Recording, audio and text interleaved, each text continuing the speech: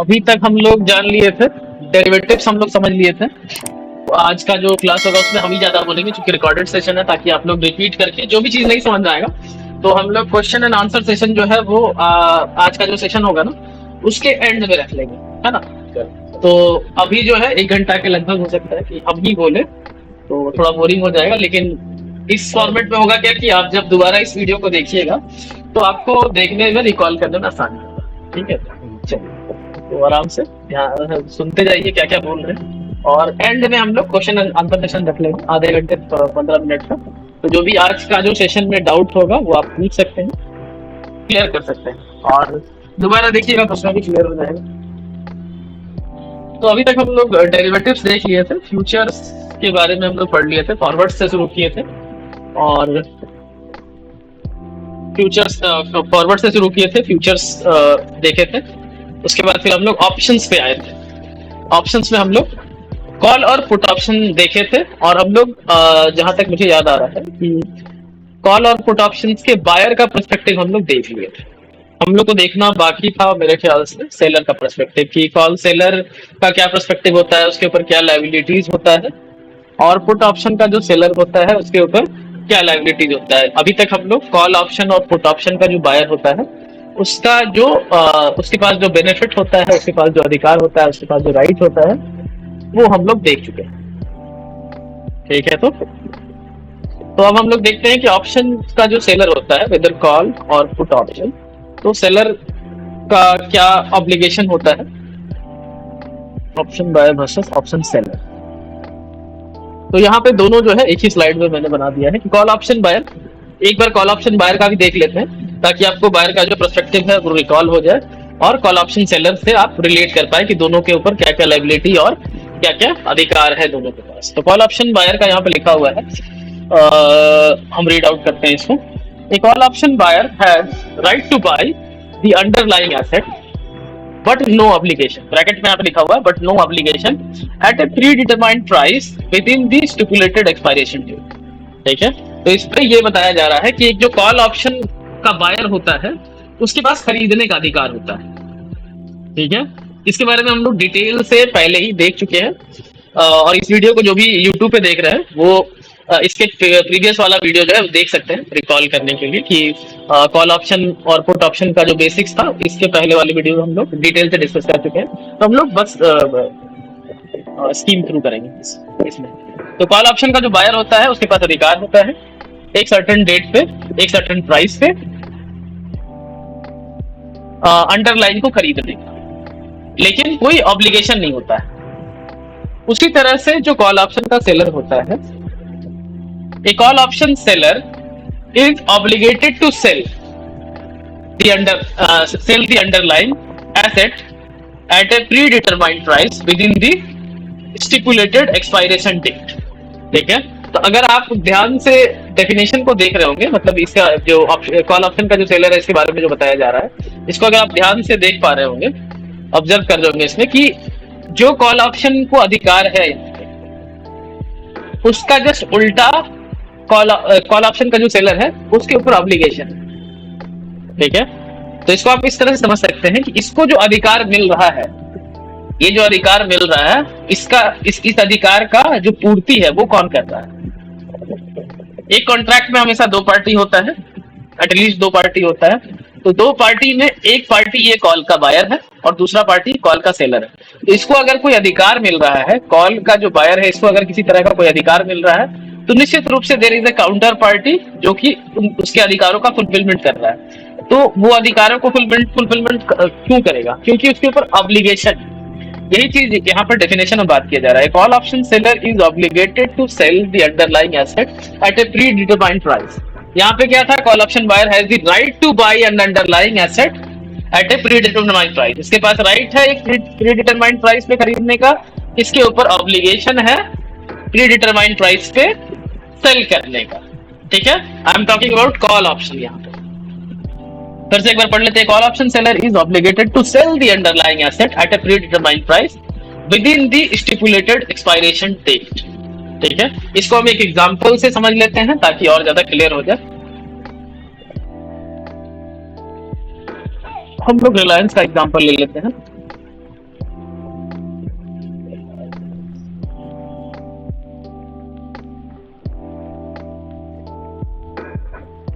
Price चल रहा है 2331 चल रहा है इसका स्पॉट प्राइस। तो हम लोग ले लेते हैं 2350। ये लिखिए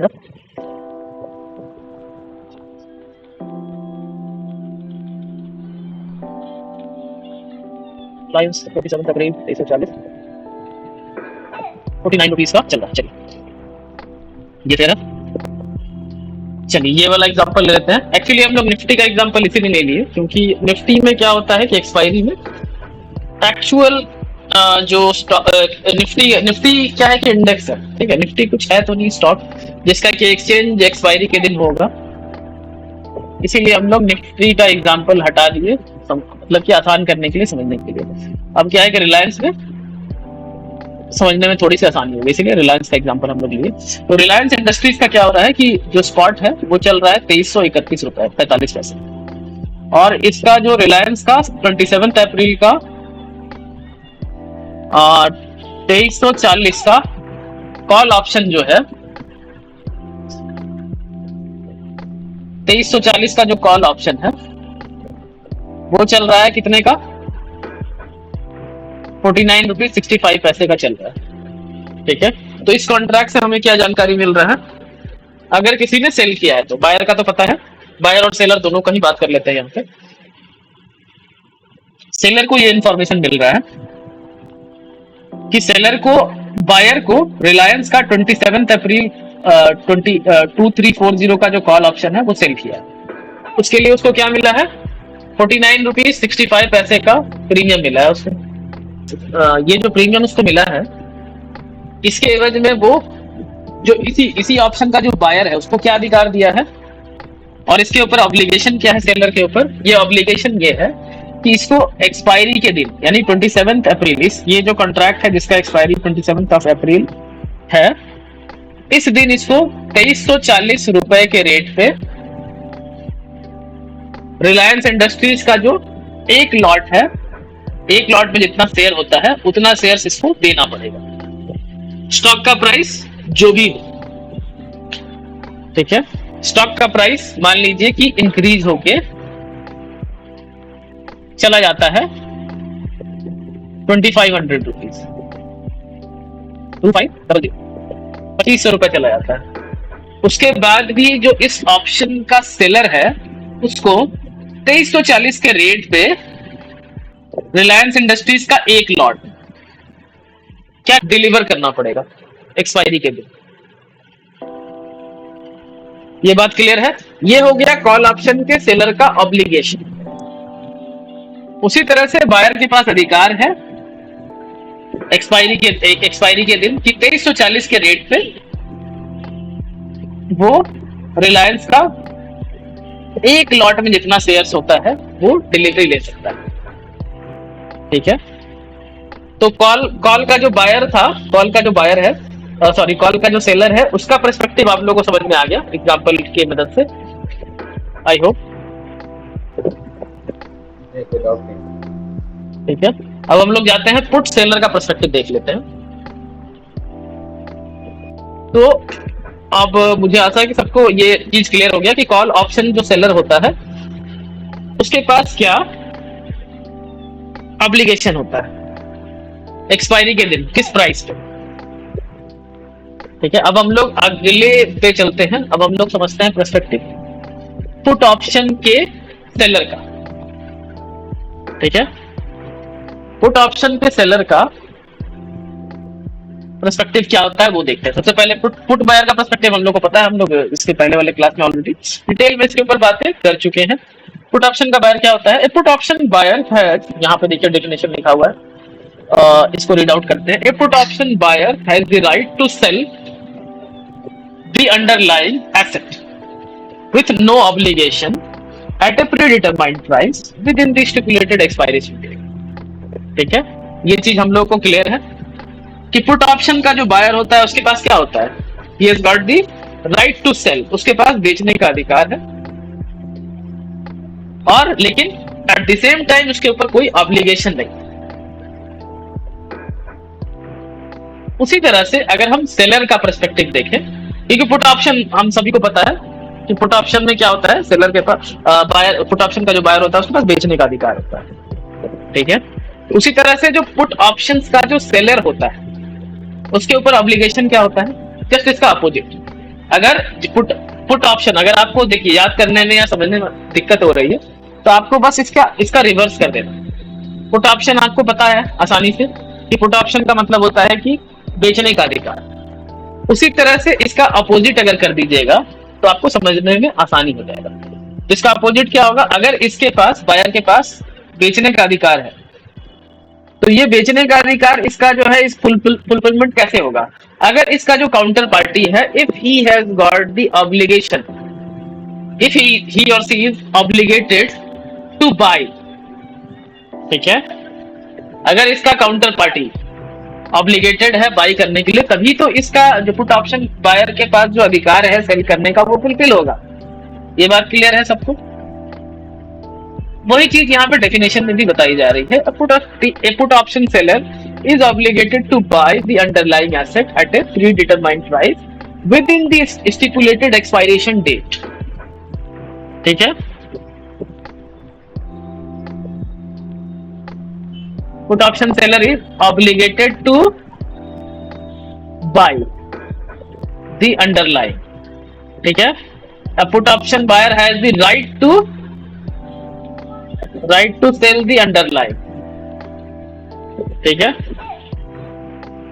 ये दोनों एक दूसरे का ऑपोजिट। अगर आपको पुट ऑप्शन बायर का पर्सपेक्टिव समझ में आता है तो आपको पुट ऑप्शन सेलर का पर्सपेक्टिव भी समझने में आसानी होगा, क्योंकि जस्ट इसका ऑपोजिट है, ठीक है। अब चलिए पुट ऑप्शन बायर और सेलर का जो पर्सपेक्टिव है एक उदाहरण की मदद से, एग्जांपल की मदद से हम लोग समझ लेते हैं। अब क्या है कि यहाँ पे रिलायंस का ही एक पुट ऑप्शन ऐड कर लेते हैं एक एग्जांपल के लिए।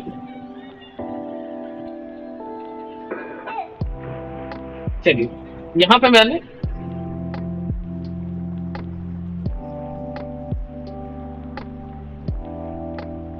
मैंने एग्जांपल के लिए रिलायंस का 27 अप्रैल का 2300 यानी 2300 का पुट ऑप्शन ऐड करा, जिसमें कि प्रीमियम कितना चल रहा है, 28 रुपीज 90 पैसे का प्रीमियम चल रहा है। अब अगर बायर का पर्सपेक्टिव देखें तो अगर इस कॉन्ट्रैक्ट का जो बायर है उसके पास क्या अधिकार है, उसके पास अधिकार ये है कि 27 अप्रैल 2023 को इसके पास अधिकार है एक लॉट में जितना स्टॉक होता है, चलिए हम लोग देख ही लेते हैं कि कितना स्टॉक होता है।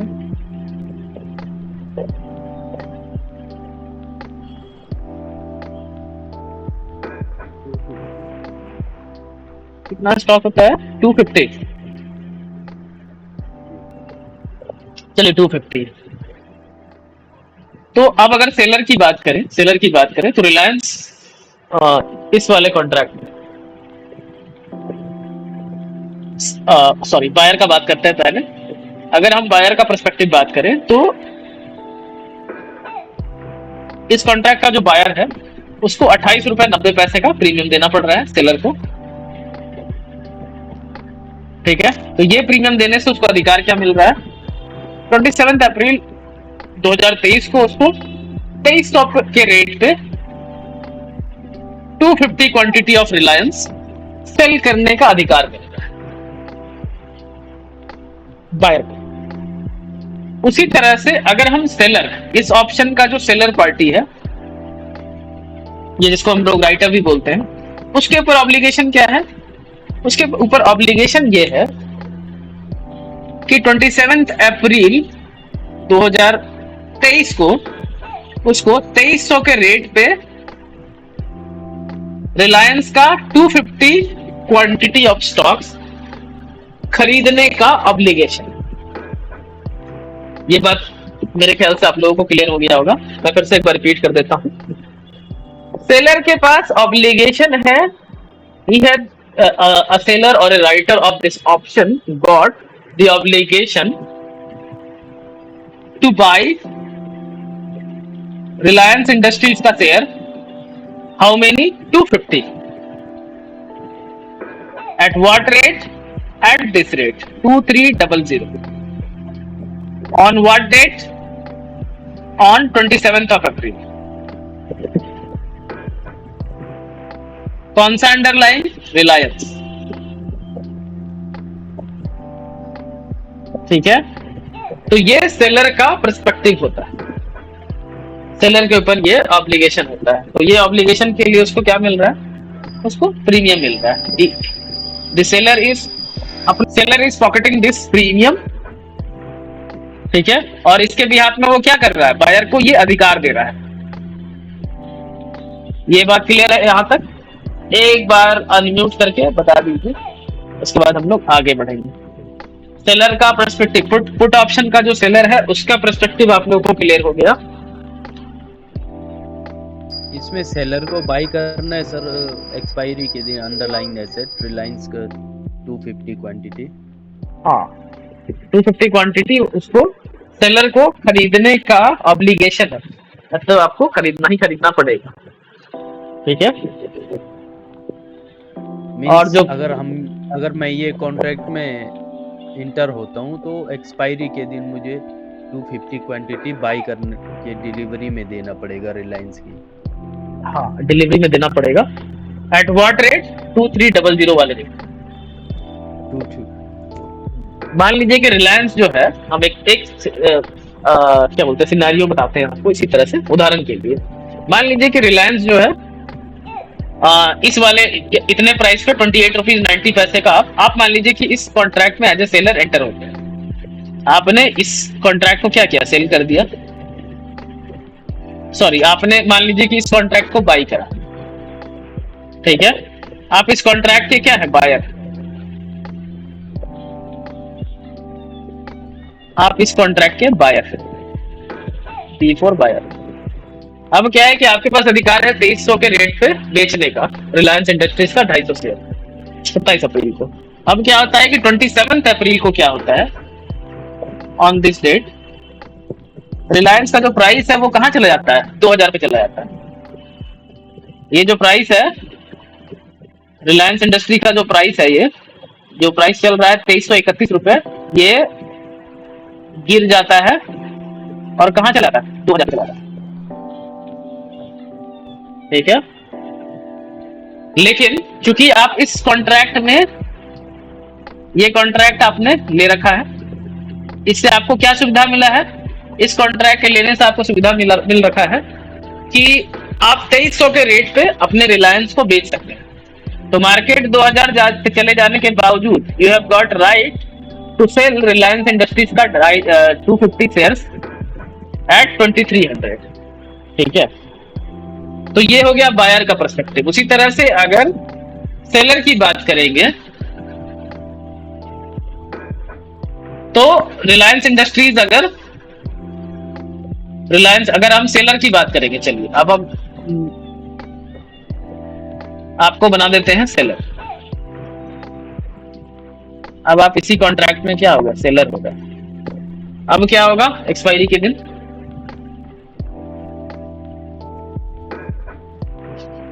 27 अप्रैल को अब क्या होगा? आपको जो है रिलायंस इंडस्ट्रीज के 2000 पे चले जाने के बावजूद आपको 2300 के रेट पे बायर से डिलीवरी लेना पड़ेगा, और आपको 2300 इंटू 2300 इंटू 250। ठीक है, ये जो भी अमाउंट आएगा ये पैसा आपको देना पड़ेगा। ये जो कॉन्ट्रैक्ट का जो बायर है इसको इतना पैसा देना पड़ेगा 2300 इंटू 250, और आपको रिलायंस का डिलीवरी लेना पड़ेगा 250 क्वांटिटी 2300 के रेट पे। भले जो मार्केट प्राइस है वो 2000 पे जा चुका है, उसके बावजूद। आशा करता हूं कि आप लोगों को क्लियर हो गया होगा बायर और सेलर, पुट का सेलर और कॉल का सेलर के बारे में हम अभी बात करें। अभी हमने बातें करी, एक बार अनम्यूट करके बता दीजिए कि हाँ समझ में आ गया, उसके बाद हम लोग आगे बढ़ते हैं। मेरे को कंफ्यूजन बढ़ गया है। कंफ्यूजन हो गया? क्या कंफ्यूजन बताइए? चलिए ठीक है, बताइए क्या कंफ्यूजन है। मैं ऑप्शन में कैसे है ऑप्शन में buyer doesn't have any obligation, but नहीं सुनाई दे रहा, आपकी आवाज नहीं आ रही क्लियर बताइए। जैसे ऑप्शन में है ना, ऑप्शन बायर में है हम्म, कि when you like buyer doesn't have any obligation but seller has obligation, right? तो हाँ सेलर के ऊपर ऑब्लिगेशन है, ठीक है। हाँ, लेकिन अभी क्या है, हम पुट में सेलिंग के पर्सपेक्टिव हाँ सेलर का पर्सपेक्टिव लेते हैं, ठीक है। तो यहाँ हाँ, पे ठीक उल्टा हो जाता है, राइट? यहाँ पे जो सेलर जो है जस्ट उल्टा हो जाता है। बाई करता है आप तो उसका ऑब्लिगेशन है।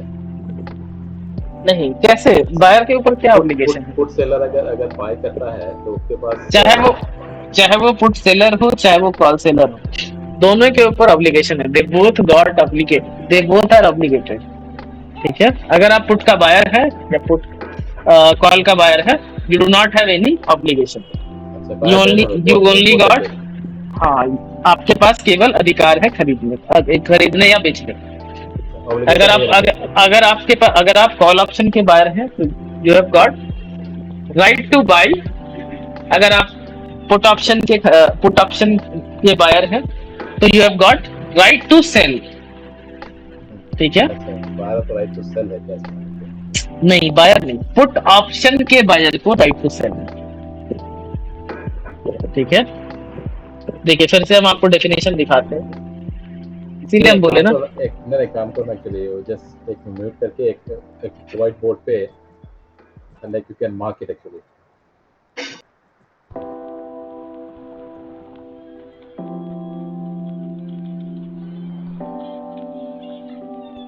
कॉल ऑप्शंस का यहाँ पे दो पार्टी है, BUYE बायर, एक है सेलर, ठीक है। उसी तरह से पुट ऑप्शंस,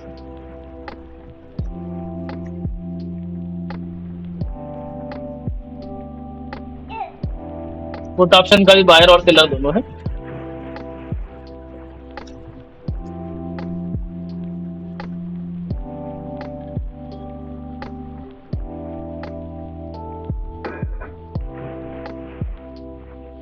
पहले कॉल ऑप्शन शुरू करते हैं। कॉल ऑप्शन में क्या क्या चीज मिल रहा है इसको? कॉल ऑप्शन का जो बायर है उसके पास क्या है? Right to by.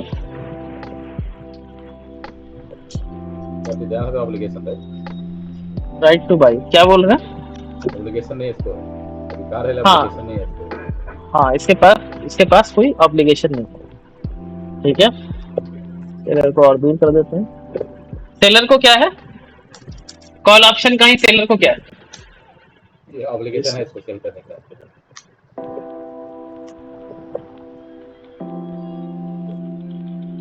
सेलर को क्या है? ऑब्लिगेशन है। ऑब्लिगेशन किस चीज का? To cell.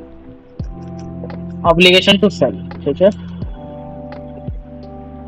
ये बात क्लियर हो गया। बाकी सब चीजें एक सेम है, मतलब डेट वेट जो है और जो प्राइस होता है वो स्ट्राइक प्राइस होता है। उसी तरह से पुट ऑप्शन का जो बायर होता है,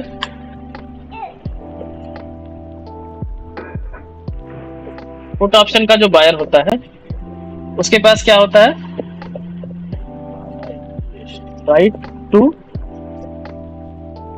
सेल होता है। और जो सेलर होता है ऑब्लिगेशन, उसके पास होता है ऑब्लिगेशन टू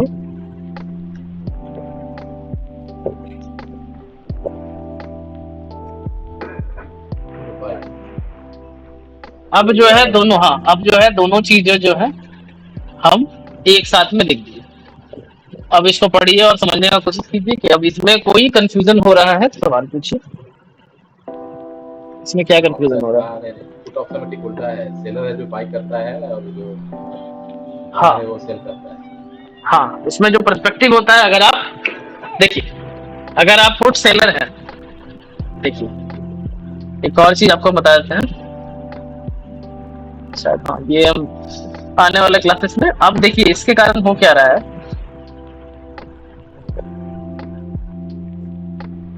अब अगर हम यहाँ पे देखें पर्सपेक्टिव बुलिश बेयरिश, अगर कोई कॉल ऑप्शन बाई किया है तो उसका जो पर्सपेक्टिव वो क्या है? मार्केट अपसाइड जाए, बुलिश है, ठीक है। अब जो कॉल ऑप्शन का सेलर है, इसका पर्सपेक्टिव क्या है, बुलिश की बेरिश? इसका पर्सपेक्टिव बेरिश है, ठीक है। उसी तरह से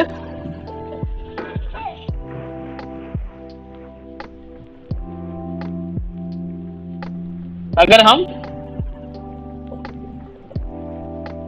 पुट ऑप्शन का जो बायर है, इसका अगर पर्सपेक्टिव देखें तो क्या है, बेरिश है। Put option buyers will desire their stock or underlying to go down, तभी तो फायदा होगा उनको। अगर कोई पुट ऑप्शन में बाई करके बैठा है तो उनको फायदा तभी होगा जब उनका जो अंडरलाइंग है वो नीचे की तरफ जाएगा। उसी तरह से जो पुट ऑप्शन का सेलर है, उसका पर्सपेक्टिव क्या है, वो बुलिश है। समझ रहे हैं? ये इसी कारण से हो रहा है। बायर से जस्ट अपोजिट होता है। जैसे कॉल ऑप्शन बायर अगर है तो उसका पर्सपेक्टिव अगर बुलिश है, जस्ट इसका अपोजिट हो जाता है। ये बुलिश है तो ये बेरिश हो जाएगा, ठीक है, जस्ट अपोजिट होता है। यहाँ पे भी सेम चीज होता है, यहाँ पे भी सेम चीज हो जाता है,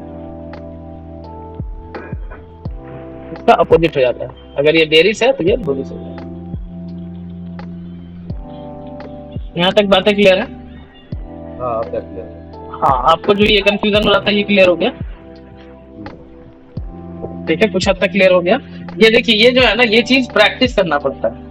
अगर मैं ऑनेस्टली अगर बताऊं कि क्या मुझे कभी कंफ्यूजन नहीं होता था कि अगर मुझे पुलिस पोजीशन लेना है तो put seller, put by, call sell, put by, put sell, इसमें क्या मेरे को कंफ्यूजन नहीं होता था? उसका आंसर है कि हाँ, मुझे शुरू में होता था, लेकिन प्रैक्टिस करते करते ये इंटीग्रल पार्ट हो जाता है, ठीक है। आप जैसे जैसे प्रैक्टिस कीजिएगा, स्ट्रैटेजीज में आप दिन रात इस्तेमाल करते हैं, तो आपको इस चीज का आदत हो जाएगा। ये बहुत बड़ा कोई डील नहीं हो जाएगा, दिमाग इस चीज को एक्सेप्ट कर लेगा और आपको पता चल जाएगा कि हाँ, अगर आपको बुलिश कोई पोजीशन बनाना है तो पुट सेल करना है या कॉल बाई करना है, ये ऑटोमेटिकली अपने दिमाग में अलाइन हो जाएगा, ठीक है। ये अभी थोड़ा सा ओवरवेलमिंग आपको लग रहा होगा कि हाँ, थोड़ा सा टेढ़ा है, ठीक है, लेकिन ये आने वाले समय में आपके लिए आसान हो जाएगा। चलिए, तो पुट अभी तक हम लोग पहुंच गए कहाँ पे, पुट बायर और पुट सेलर का पर्सपेक्टिव। हाँ, बोलिए मेरे। कॉल में अगर सपोज हमने कॉल बाई करनी है या कॉल में हम बुलिश हैं, तो अगर कॉल बाई करनी हमने, ठीक है,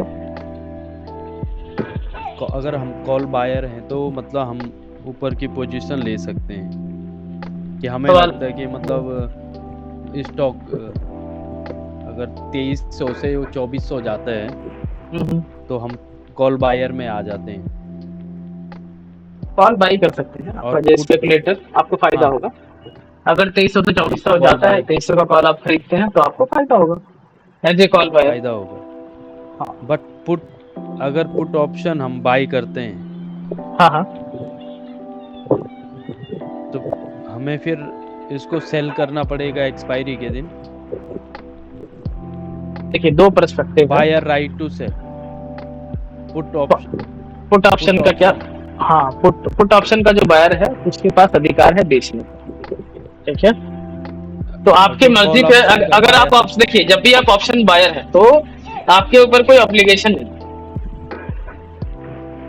इवन बायर और ऑप्शन कॉल बायर, बाइंग में आपके पास ऑब्लिगेशन नहीं, ठीक है। अभी आप इतना केवल अभी डाइजेस्ट कर लीजिए समझने के लिए, लेकिन अगर असल फिगर आपको पता है, क्योंकि ये वीडियो यूट्यूब पे जाएगा तो ठीक है, तो मैं आपको ये मेरे साथ मजबूरी है कि मुझे पूरी बात बतानी पड़ेगी, ठीक है।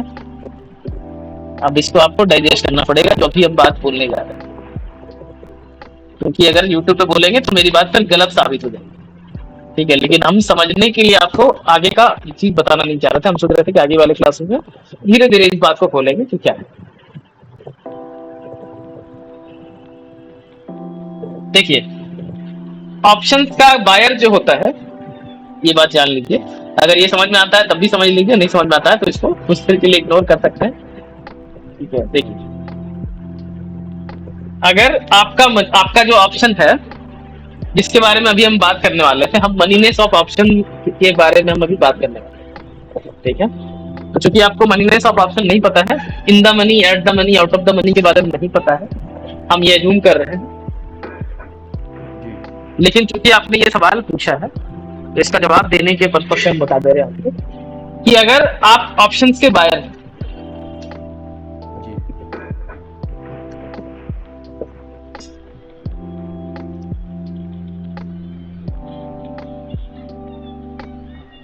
अगर आप ऑप्शन बायर हैं, कॉल या पुट जो भी,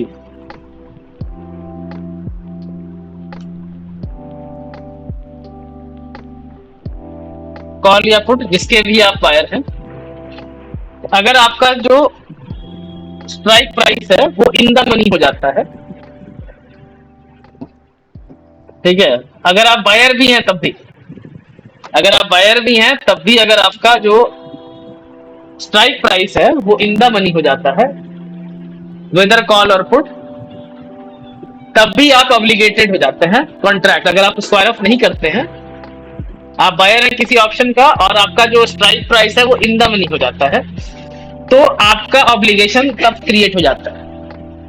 मतलब कि अभी तक मैंने आपको बताया था कि as a option buyer you do not have any obligation whether call और put, you only had what? You only had right, but you had no obligation. पर 2020 या एग्जैक्ट साल मुझे याद नहीं है, 2019 या 20 में सेबी का नया नियम आया था, उसके अनुसार क्या था, पहले उसके पहले क्या था कि ऑप्शंस जो था वो कैश सेटल्ड था, लेकिन उसके बाद जो नियम आया उसके बाद जो है अगर आपका ऑप्शन इन द मनी होता है, अगर आप बायर हैं तब भी, तब आपको क्या है, आपके ऊपर ऑब्लिगेशन भी हो जाता है, यानी कि आपको कॉन्ट्रैक्ट को ऑनर करना पड़ेगा। अगर आप कॉल ऑप्शन के बायर हैं तो आपको क्या करना पड़ेगा, डिलीवरी लेना ही लेना पड़ेगा, ठीक है। और अगर आप पुट ऑप्शन के बायर हैं और आपका जो स्ट्राइक प्राइस है, जो भी ऑप्शन स्ट्राइक प्राइस है वो इन द मनी हो जाता है, तो आपको डिलीवरी जो है वो देना ही देना पड़ेगा। अगर आपके पास नहीं है तो मार्केट से खरीद के देना पड़ेगा, नहीं तो आपको पेनल्टी लगेगा। ये बात अगर आपको समझ में आया है तो भी ठीक है, नहीं समझ में आया तो फ्यूचर में आपको समझ में आ जाएगा, ठीक है। अगर आपको नहीं समझ में आ रहा तो आप इसको इग्नोर कर सकते हैं, क्योंकि आपको मनीनेस ऑफ ऑप्शन पता नहीं है, जिसके बारे में आज हम आज का क्लास सोचे थे कि इसी के बारे में हम लोग डिस्कस करेंगे। आप मनीनेस आगे बताएंगे, मतलब हाँ, आगे क्लास में आएगा। हाँ, इसके बारे में डिस्कशन होगा, क्योंकि eight the money, in the money, ये सब आपको पता नहीं है, इसको बोलते हैं मनीनेस ऑफ ऑप्शन।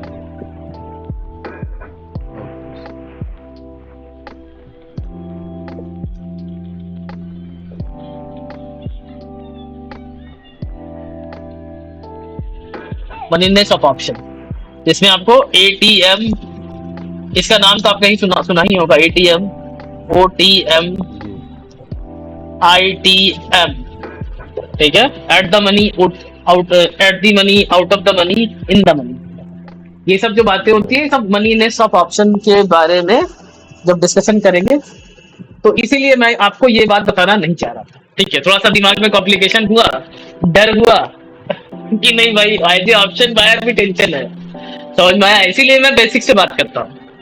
अगर आप बेसिक नहीं जानते हैं तब भी you can still trade on call and put. भाई बुलिश लग रहा है, कॉल खरीद लिए, बेरिश लग रहा है, पुट खरीद लिए, लोग करते हैं ट्रेड। लेकिन अगर आप बेसिक्स नहीं जानिएगा तो आप किसी लंबे फेरे में पड़ जाएगा, 5 टका का पेनल्टी भरना पड़ जाएगा। इसीलिए बेसिक्स पता होना इंपॉर्टेंट होता है।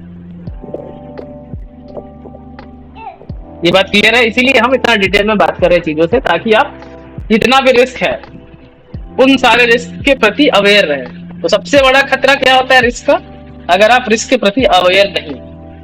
Once you are aware, awareness के साथ ही आपका जो रिस्क है वो कम हो जाता है, खत्म नहीं होता कभी, लेकिन रिस्क कम हो जाता है, क्योंकि आप अवेयर हैं और उसके अनुसार आप अपना पोजीशन साइजिंग या सारा कुछ करते हैं। आपको पता ही नहीं है, आप अभी तक जान रहे थे क्या कि अगर हम कॉल ऑप्शन या पुट ऑप्शन के बायर हैं तो मेरे ऊपर कोई सिरदर्द नहीं है, मेरा कोई ऑब्लिगेशन नहीं है। लेकिन अभी तुरंत आपको पता चला है कि नहीं, अगर आपका ऑप्शन इन द मनी हो जाता है तो आपका ऑब्लिगेशन क्रिएट हो जाता है, जो आपका अधिकार था वही ऑब्लिगेशन भी बन जाता है, गले का फंदा बन जाता है। तो इसका उपाय ये होता है कि आपको, अगर आप स्पेकुलेटिव पोजीशन यानी कॉल या पुट बाई किए हुए हैं स्टॉक में, तो आप एक्सपायरी के पहले जो स्टॉक्स होता है उसका जो एक्सपायरी होता है वो मंथली एक्सपायरी होता है, आखिर महीने के आखिरी थर्सडे को एक्सपायरी होता है स्टॉक्स का। जैसे निफ्टी और बैंक निफ्टी और मिड कैप निफ्टी और फिन निफ्टी का एक्सपायरी क्या होता है, वीकली एक्सपायरी भी होता है, मंथली भी होता है।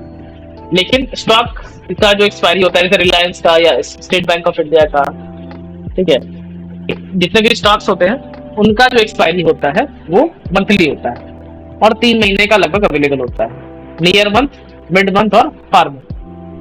ये बात क्लियर है? अभी तक कुछ बातें समझ में आई?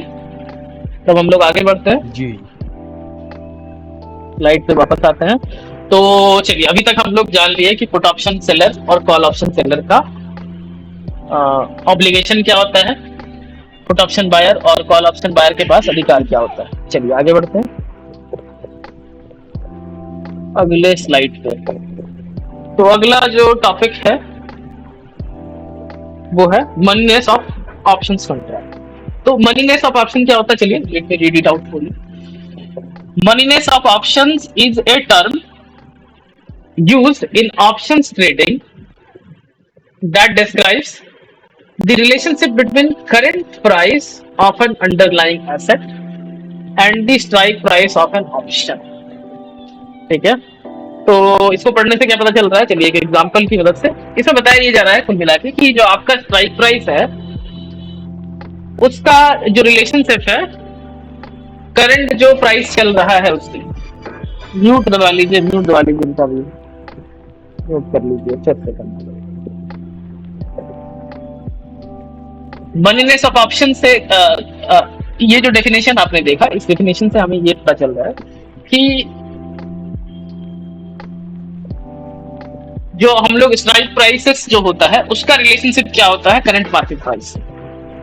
ये जो रिलेशनशिप होता है इसके बारे में हम जो पढ़ते हैं इसी को मनीनेस ऑफ ऑप्शंस कॉन्ट्रैक्ट बोलते हैं। चलिए एक उदाहरण के लिए समझ लेते हैं, उदाहरण के साथ समझ लेते हैं। देखिए यहाँ पे हमने रिलायंस का एग्जांपल ले रखा है, रिलायंस इंडस्ट्रीज का, जिसका करंट प्राइस चल रहा है 2331.45, 2331 रुपए 45 पैसे का रेट चल रहा है। तो ये जो हम लोग डेफिनेशन अभी पढ़े उसमें ये बात किया जा रहा है कि जो करंट प्राइस चल रहा है इस प्राइस से इसके जितने भी कॉल या पुट ऑप्शंस है इन सब का रिलेशनशिप के बारे में जो हम लोग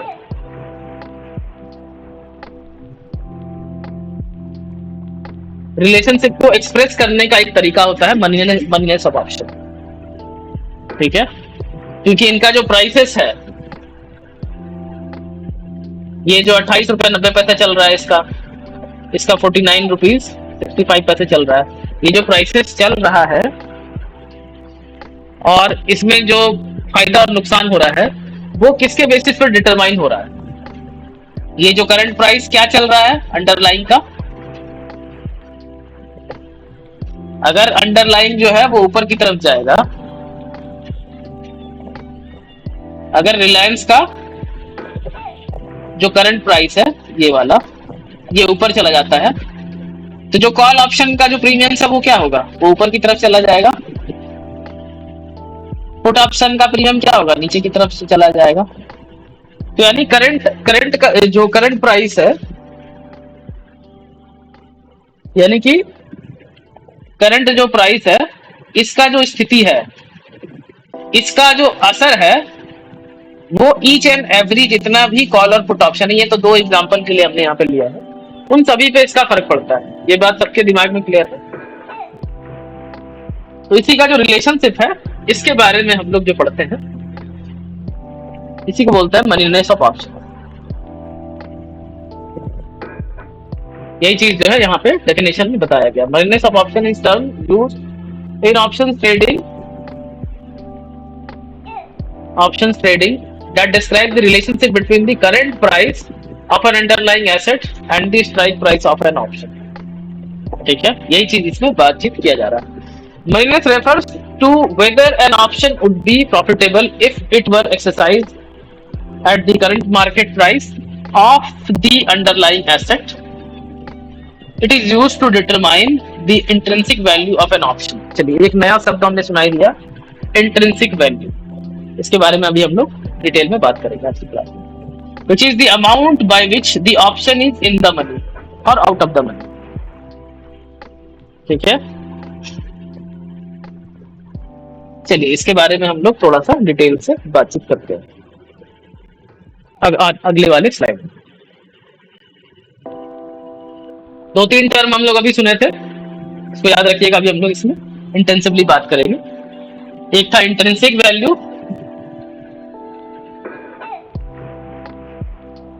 एक था इन द मनी।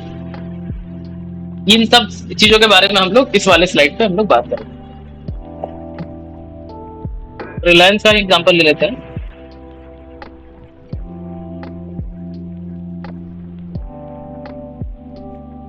रिलायंस इंडस्ट्रीज का एग्जांपल लेते हैं। मान लीजिए कि सीएमपी चल रहा है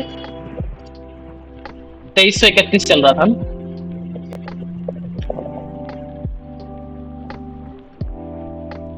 2331 रुपए चल रहा है करंट मार्केट प्राइस, सीएमपी का मतलब है। अब क्या है कि देखिए ऑप्शन चेन पे ले चलते हैं आप लोगों को।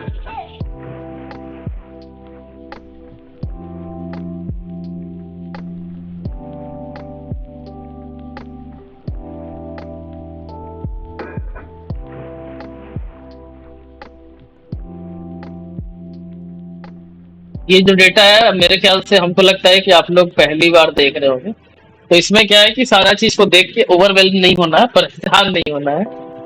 इसको बोलते हैं ऑप्शन चेन। ये कुछ नहीं होता है, जितना भी स्ट्राइक प्राइसेस अवेलेबल हैं उन सारा जो स्ट्राइक प्राइसेस होता है, हम लोग क्या कर रहे थे यहाँ पे बारी बारी से सबको ऐड कर रहे थे। 2300 का पुट ऐड कर लिए, 2340 का कॉल ऐड कर लिए। अब क्या है कि जितने भी स्ट्राइक प्राइसेस अवेलेबल हैं सारे का इंफॉर्मेशन अगर हमको एक साथ देखना है तो where can I see all the information at once? Here on option chain. तो इसको, ये जो आप देख रहे हैं इसको ऑप्शन चेन, ठीक है। सारा ऑप्शंस का जो डेटा है आपको एक साथ नजर आ जाता है, तो पूरा हर चीज पे जो है आपको देख के ओवरवेल्म नहीं होना है, ठीक है। इसमें जो इंफॉर्मेशन दिया हुआ है सारा, तो इसमें क्या होता है देखिए, स्ट्राइक प्राइसेस जो होता है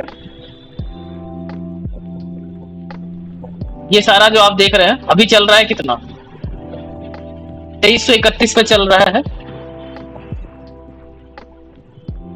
2331 पे करंट प्राइस चल रहा है, ठीक है। अब क्या है कि ये आपको जितना भी दिख रहा है 2340, 2320, एक चीज यहाँ पे गौर कीजिएगा कि इंक्रीज जो है वो इस ऑर्डर में हो रहा है, ठीक है, और डिक्रीज जो है वो ऊपर की तरफ हो रहा है। इस बात पे ध्यान दीजिएगा। यहाँ पे क्या है कि जस्ट अपोजिट है, यानी कि अगर नीचे की तरफ जाएगा तो जितना भी ऊपर का 2331 या जितना भी ऊपर का जो स्ट्राइक प्राइसेस है वो यहाँ पे नीचे की साइड में, और जो नीचे का जो स्ट्राइक प्राइसेस है यानी घटता हुआ जो स्ट्राइक प्राइसेस है वो ऊपर की तरफ। तो ये थोड़ा सा ध्यान में रखिएगा, यहाँ पे अपोजिट, ठीक है। तो अब क्या है कि इतने सारे स्ट्राइक प्राइसेस हैं, इतना सारा स्ट्राइक प्राइसेस जो है वो अवेलेबल है ट्रेडिंग के लिए, ठीक है। 2340, 2360, 2380, 2400, 2420, उसी तरह से 2200, 2180, 2160, इस तरह से पूरा एक अवेलेबल है केवल 27 अप्रैल का। उसी तरह से 3 एक्सपायरीज अवेलेबल है। 25 मई का देखिएगा तो ये है डेटा, 29 जून का देखिएगा तो ये डेटा है। इसमें बहुत ज्यादा लिक्विडिटी नहीं है। 27 अप्रैल पे वापस आते हैं। तो अब क्या है कि जितने भी स्ट्राइक प्राइसेस हैं इनको मेनली 3 भाग में बांटा जाता है। ये 3 तरह के जितने भी स्ट्राइक प्राइसेस आप देख रहे हैं इनको 3 भागों में बांटा जाता है।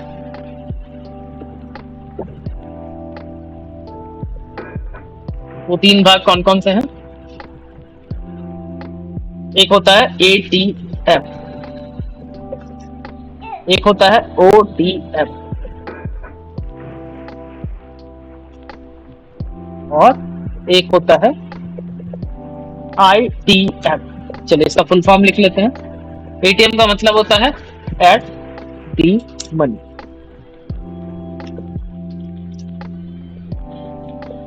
OTM का होता है मतलब आउट ऑफ दी मनी,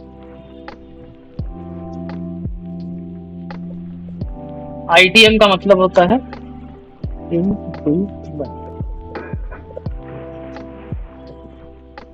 यहां तक बातें क्लियर है? अब क्या होता है कि एट द मनी किसको बोलते हैं? चलिए अभी तक हम लोग जाने क्या कि बहुत सारे स्ट्राइक प्राइसेस जो है वो अवेलेबल होते हैं, उनको जो एक जगह पे हम लोग देखते हैं उसी को ऑप्शन चेन बोलते हैं। जो ढेर सारा डेटा अभी आपने इसके पहले वाले स्लाइड में मतलब इसके पहले वाले में देखा। और जितने भी स्ट्राइक प्राइसेस होते हैं उनको 3 कैटेगरी में मेनली बांटा जाता है। एक होता है एट द मनी, एक होता है आउट ऑफ द मनी, एक इन द मनी। इसी के बारे में यहाँ पे बताया गया है। चलिए पढ़ लेते हैं। Let me read out for you. There are 3 categories of moneyness of call options. यहाँ पे अभी बात करेंगे हम लोग पहले moneyness of call option के बारे में, फिर हम लोग बात करेंगे आगे की स्लाइड में moneyness of put option के बारे में। अब क्या है इन दी मनी क्या बोलते हैं? अब इन दी मनी कॉल ऑप्शंस क्या होता है? An option is said to be in the money, in the money when the current price of the underlying asset is higher than the option strike price. इसका क्या मतलब हुआ? फिर से एक बार पढ़ते हैं। An option is said to be in the money when the current market price of the underlying asset is higher than the options strike price. इसका क्या मतलब हुआ? चलिए करंट मार्केट प्राइस जो है वो 231 पे चल रहा है, ठीक है। अब एक स्ट्राइक प्राइस है रिलायंस 24, रिलायंस 2300 सी। तो ये जो डेफिनेशन में बताया गया है इसमें क्या बताया जा रहा है कि जो करंट मार्केट प्राइस है दैट इज व्हाट 2331, ये हायर है। जब ये हायर होता है आपके स्ट्राइक प्राइस से, तो ऐसे जितने भी स्ट्राइक प्राइसेस हैं उनको हम लोग क्या बोलते हैं? ITM,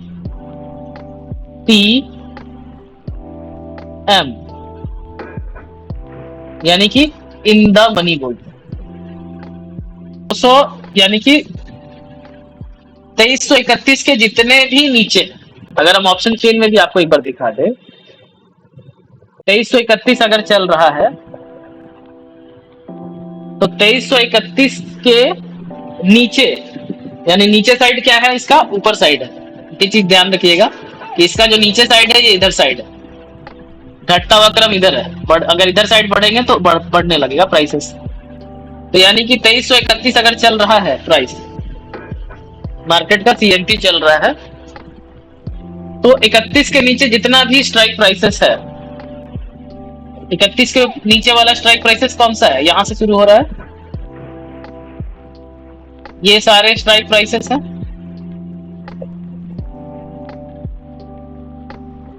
ठीक है, जितना भी ऊपर 2100 2000 जितना भी स्ट्राइक प्राइसेस है, ये सारा क्या होगा?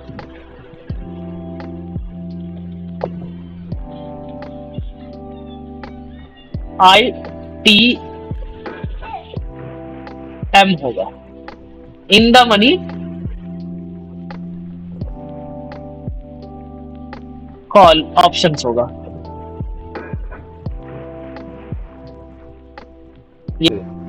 मार्केट में मतलब जिस लेवल पे करते हैं उससे ऊपर जो मार्केट का रेट रहेगा तो हमेशा इन द मनी रहेगा, कहने का मतलब यही है ना। जो चल रहा है, जो चल रहा है, ये हम केवल कॉल ऑप्शन के लिए बता रहे हैं। तो मतलब स्ट्राइक प्राइस से जो ऊपर रहेगा वो इन द मनी होगा, राइट? अगर नहीं, रेट उसका स्ट्राइक प्राइस से ऊपर रहेगा करंट मार्केट प्राइस जो है, सीएमपी जो चल रहा है करंट मार्केट प्राइस के, ठीक है, 2331 चल रहा है, तो 2331 2340 तो इससे बड़ा हो गया, 2331 से बड़ा हो गया 2340। तो अब क्या है कि 2331 के नीचे कौन कौन सा स्ट्राइक प्राइस है? 2320 है, 2300 है, 2280 है, 2260 है, 2240 है, 2220 है, 2200 है, 2180 है। तो ये जितने भी स्ट्राइक प्राइसेस हैं करंट मार्केट प्राइस से नीचे, ये सारे जो है वो इन द मनी कॉल ऑप्शंस। एक तो फिर समझते हैं, स्ट्राइक प्राइस वही है ना जिस पे अंडरलाइन खरीदा गया या बेचा गया है, बेचने का जो कॉन्ट्रैक्ट है, राइट? हाँ, वो स्ट्राइक प्राइस है, ठीक है ना। तो अभी स्ट्राइक प्राइस का क्या कितना लिखा हुआ है? नहीं वाला दूसरा वाला रिलायंस का कितना है? 2300 है ना, 2330 रुपया है रिलायंस का चल रहा है, 2331 रुपए चल रहा है, और ये है डिटेल। तो 2331 रुपया स्पॉट प्राइस है, राइट? हाँ, 2331 रुपए 45 पैसा ये आपका स्पॉट प्राइस है, लेकिन उसका जो स्ट्राइक रेट है जो 2330 रुपया है, राइट? यहाँ पे जो स्ट्राइक प्राइस है, यहाँ पे एक हम लोग स्ट्राइक प्राइस पकड़े हैं 2300 रुपए, और यहाँ पे तो स्ट्राइक प्राइस के जो भी प्राइस ऊपर रहेगा इसका मतलब इन द मनी है, राइट? स्पॉट प्राइस को पकड़ना है। स्पॉट प्राइस के नीचे जितना भी स्ट्राइक प्राइसेस है, यानी 2331 के नीचे जितना भी स्ट्राइक प्राइसेस है, वो सारा इन द मनी है। तो वो इन द मनी है क्या? हाँ, वो इन द मनी स्ट्राइक प्राइसेस है। हम अभी क्या बात कर रहे हैं? स्ट्राइक प्राइसेस जितना भी यहाँ पे ऑप्शन चेन में स्ट्राइक प्राइसेस देख रहे हैं, इनको 3 भागों में बांटा गया है, ठीक है। एक होता है इन द मनी, एक होता है आउट ऑफ द मनी, एक होता है एट द मनी। तो अभी हम आपको बता रहे हैं कॉल ऑप्शंस का इन द मनी स्ट्राइक प्राइसेस किनको बोलते हैं। यहां तक बातें क्लियर हैं? कॉल ऑप्शन का इन द मनी स्ट्राइक प्राइसेस। अब क्या होता है कि अब देखिए, अब हम बात करते हैं सबसे पहले इन द मनी का मतलब क्या है। एक एग्जांपल की मदद से समझेंगे, उससे आप लोग समझ जाएंगे इन the money, out of the money, at the money का जो कॉन्सेप्ट है। चलिए पहले एग्जांपल ले लेते हैं, उसके बाद फिर जाके इन सब कॉन्सेप्ट्स के बारे में हम लोग बात करना शुरू करेंगे। लीजिए कि एक अंडरलाइन है, एक अंडरलाइन क्या है? सेव है। इसको सेव मान लीजिए कुछ देर के लिए। का क्या है? ये आपका अंडरलाइन है। जैसा रिलायंस एक अंडरलाइन है, निफ्टी एक अंडरलाइन होता है, उसी तरह से आप मान लीजिए कि कुछ देर के लिए स्टॉक मार्केट को भूल जाइए। अब क्या है कि इसका जो 1 kg का इसका जो लॉट साइज है वो कितना है?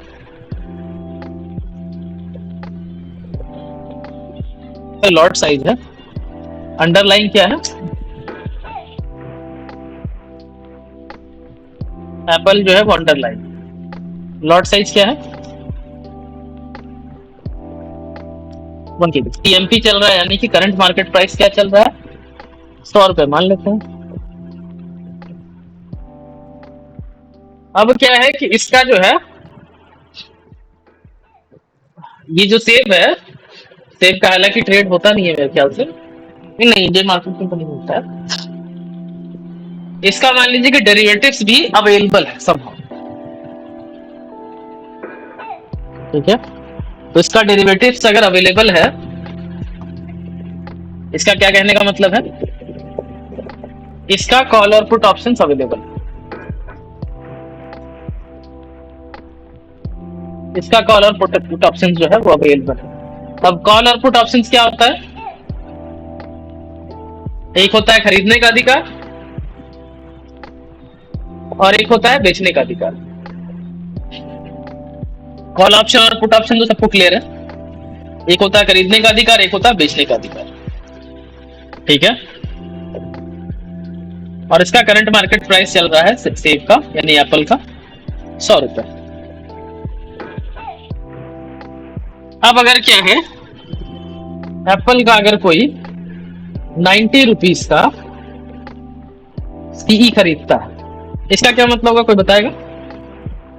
इसका स्ट्राइक प्राइस 90 है इसका। हाँ नहीं, वो तो है। इसका क्या अधिकार मिल रहा है, बायर के पास क्या अधिकार है? बाई करने का अधिकार है। हाँ, they can buy by 90 at rate of 90। पूरा बताइए क्लियर, कोई भी। मतलब वो क्या बोलते हैं? Buyer has. हाँ बोलिए। बोलिए, कोई बोलिए, बारी बारी से बोलिए, continue. Buyer has a right to buy this at the rate of 90 rupees underline lot का है। क्या 90 रुपए का रेट पे क्या खरीदने का अधिकार है? उसका जो लॉट है, उसका जो प्राइस के क्या खरीदने का अधिकार है? 90 रुपए के रेट पे क्या खरीदने का अधिकार है? उसका जो लॉट का जो साइज है उसका नहीं, 90 रुपए के रेट पे शेयर जो एप्पल का शेयर जो है, हम यहाँ सेब लिए, सेब खाने वाला सेब, ये एप्पल का शेयर नहीं है, ये खाने वाला। जो अंडरलाइन है उसी को खरीदने और बेचने का अधिकार होता है, ठीक है। कोई कंफ्यूजन नहीं, जो भी खेल यहाँ पे हो रहा है वो अंडरलाइन के लिए, ठीक है। तो इसमें कोई कंफ्यूजन नहीं होने का बात है। जो मेन पर्पस है वो या तो अधिकार प्राप्त करना है एप्पल का शेयर, एप्पल या जो भी अंडरलाइन है, अंडरलाइन के ऊपर ही खेल हो रहा है, ठीक है। तो एप्पल का अगर 90 का सी खरीद रहे हैं तो आपको ये चीज पता है कि कोई 90 रुपए के प्राइस पे डिलीवरी जो है लेने का अधिकार कर रहा है। तो अब क्या है कि 90 रुपए जो है, अभी तो करंट मार्केट प्राइस जो है वो 100 रुपए पे चल रहा है। तो ये जो अधिकार है ये थोड़ा सा एडवांटेजियस है। करंट अगर सिनेरियो देखा जाए, मार्केट में जो सेब का दाम है वो चल रहा है 100 रुपए, आप 90 रुपए पे खरीदने का अधिकार लिए हुए हैं, ठीक है। यानी कि एक एडवांटेजियस पोजीशन आप लेना चाह रहे हैं। यानी कि अगर आज के आज अगर आपको स्क्वायर ऑफ करने का मौका मिल जाए, डिलीवरी लेने का मौका मिल जाए, तो आज के आज आपको 10 रुपए का फायदा है। ये बात से सब लोग एग्री कर रहे हैं?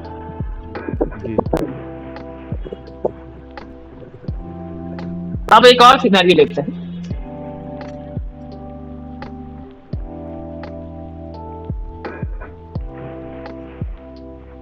एप्पल का 110 का सी, इसमें क्या होगा? इसमें आप जो है अधिकार खरीद रहे हैं एप्पल को 110 रुपए के रेट पे खरीद लेगा, जो भी एक्सपायरी होगा, मान लीजिए 27 अप्रैल का, ये भी 27 अप्रैल का हम लोग बात कर रहे हैं, ठीक है। अब इस केस में क्या हो रहा है, क्या अंतर आ गया? फटाफट बताइए, फटाफट बताइए क्या अंतर आ गया? 90 था, भी 100 हो गया ना, 110 हो गया। क्या मतलब? नहीं, क्या हो गया मतलब? ये क्या, पूरा बात बताइए। लाइक ये 110 रुपए के प्राइस पे वो अंडरलाइन प्राइस चेंजेस हो। इस कॉन्ट्रैक्ट और इस कॉन्ट्रैक्ट में क्या अंतर है? मेरा सवाल समझ गया, तो अब बताइए, जवाब दीजिए। इन दोनों कॉन्ट्रैक्ट में क्या अंतर है? एक 90 पे है, एक 110 पे है। पूरा बताइए बात, ऐसे नहीं शॉर्ट में नहीं समझिए, हमको समझिए कुछ नहीं आता। हाँ बताइए, पूरा बताइए। स्ट्राइक प्राइस है, स्ट्राइक प्राइस अभी है, पहले था 90 रुपीस था। क्या हो गया इस बदलाव से? क्या दिक्कत आ, क्या मतलब बदलाव हो गया? इसमें डिलीवरी जो था वो तो ले सकता है 90 पे, लेकिन इसको अभी नए वाले में चेंज पूरा बताइए कि हाँ किस चीज का डिलीवरी ले सकता है? एप्पल का डिलीवरी ले सकता है अभी 110 रुपए के। हाँ, उसके पास अधिकार है, बायर के पास 110 रुपए के पे एप्पल का जो है, जिसका करंट मार्केट प्राइस क्या चल रहा है? अभी हमने देखा करंट मार्केट प्राइस क्या चल रहा है, 100 चल रहा है, CMP 100 चल रहा है। अब ये जो अधिकार है वो 110 रुपए के रेट पे, हम आपको जो इतना कॉम्प्लेक्स अभी लग रहा था इन the money at the money, वो आपको हम इतना सिंप्लीफाई करके बता देंगे कि आप चाहे भूल नहीं पाइएगा, ठीक है। लोग कंफ्यूज नहीं कर पाएंगे आपको। अब एक और कॉन्ट्रैक्ट है एप्पल का 100 का 27 अप्रैल का। इसमें क्या अंतर हो जा रहा है फटाक से बताइए। 100 रुपया है, 100 रुपए पे खरीदने का अधिकार है, मार्केट प्राइस चल रहा है, मतलब जो 100 रुपए के रेट पे खरीदने का अधिकार ले रहा है, ठीक है। तो जिसमें भी देखिए इन तीनों में अगर हम एक अंतर का डिस्कशन करें तो इसमें क्या है कि इसमें जो है करंट अगर आज के आज हमारे पास अधिकार होता, हालांकि इसका जो एक्सपायरी है वो 27 अप्रैल को है, लेकिन अगर समहाउ अगर हमारे पास ऐसा कोई शक्ति होता कि हम आज के आज अगर स्क्वायर ऑफ मतलब आज के आज डिलीवरी ले पाते, तो इनमें से कौन सा जो पोजीशन है वो आप उसको आप एक्सरसाइज करना चाहते हैं, ये बताइए। चलिए इंटेलिजेंस का इस्तेमाल कीजिए, इन तीनों में से कौन से वाले में आप आज के आज एक्सरसाइज करना चाहते हैं। चलिए समय दिया आपको। हाँ मेरे हिसाब से कॉल ऑप्शन बाय, हम बायर का बात कर रहे हैं, सेलर का नहीं बात कर रहे हैं, हम बायर का बात कर रहे हैं। कॉल ऑप्शन बाय करेंगे, ठीक है। जैसे एप्पल ये सब जो है देखिए, एप्पल का 90 का सी, एप्पल का 110 का सी, एप्पल का 100 का सी, जो 27 अप्रैल सबका एक्सपायरी है। आप जो है इस कॉन्ट्रैक्ट का बायर। मेरा सवाल ये है कि अगर आपके पास ऐसा होता, क्योंकि इसका एक्सपायरी जो है 27 अप्रैल को है, लेकिन अगर आज के आज आपके पास मौका होता, ये 27 अप्रैल के जगह पे आपके पास मौका होता कि आज के आज आप इसको एक्सरसाइज कर पाए। एक्सरसाइज का मतलब क्या होगा, 90 रुपए पर डिलीवरी ले पाए, 110 रुपए पर डिलीवरी ले पाए या 100 रुपए पर डिलीवरी ले पाए। तो इन सब में से तीनों ऑप्शंस में से आप कौन सा ऑप्शंस को एक्सरसाइज करेंगे। सवाल क्लियर है सबको? जवाब एप्पल 110 को। चलिए ठीक है, और कोई? मेरे को लगता है एप्पल 100 का रेट है ना, आपको लिखा है प्राइस क्या है। पहले सवाल को समझिए, जवाब देने का कोशिश करने के पहले सवाल को समझिए। अगर कोई सवाल को रिपीट करना चाहेंगे, अगर सवाल को भी रिपीट कर देंगे तो हमको अच्छा लगेगा। सवाल मेरा क्या है वो बताइए पहले, कोई भी रिपीट कीजिए। मेरा सवाल क्या है? इन तीनों में से किस कॉन्ट्रैक्ट को एक्सरसाइज करना चाहिए, यही सवाल है, ये तो आधा सवाल है। नहीं, एप्पल का स्ट्राइक प्राइस है जो 100 है, और अब ये 3 ऑप्शन है, इसमें से कौन सा हम एक्सरसाइज करेंगे। तो मेरे हिसाब से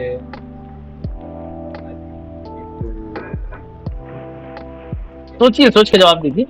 वीरेंद्र जी जवाब दे चुके हैं, और कोई जवाब देना चाहेंगे? डब्लू जवाब देना चाहोगे? ये 90 का कॉल ऑप्शन एक्सरसाइज करेंगे, ठीक है। और चलिए ठीक है, सही जवाब कौन देता है वो हम अभी सब लोग जवाब दे देंगे, उसके बाद फिर डिस्क्लोज करेंगे। चलिए डब्लू का जवाब है 90 का।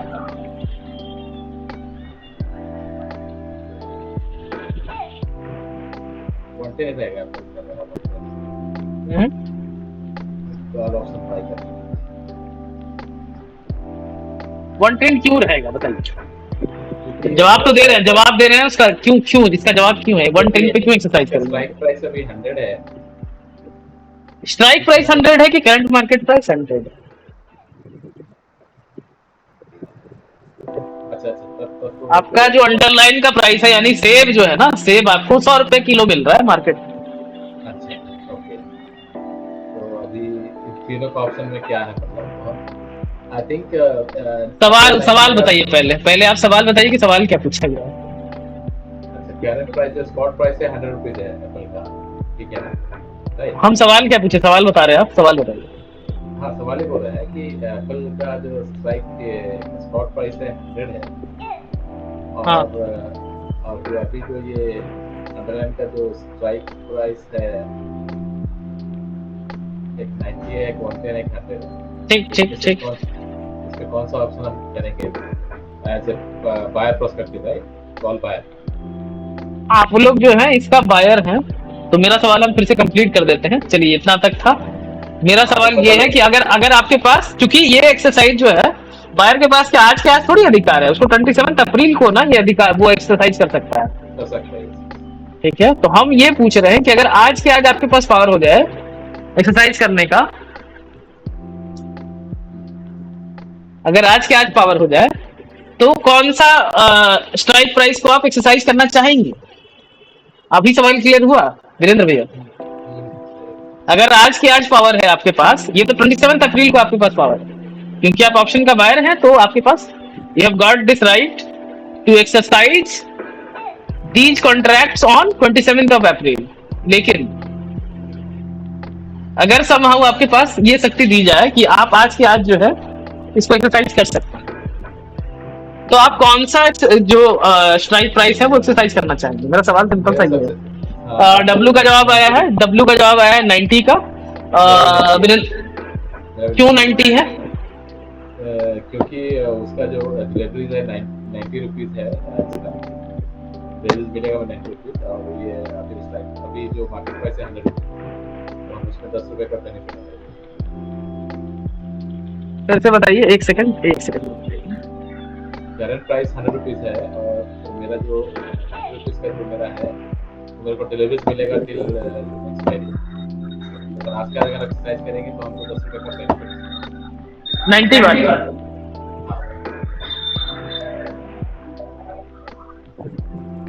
अच्छा,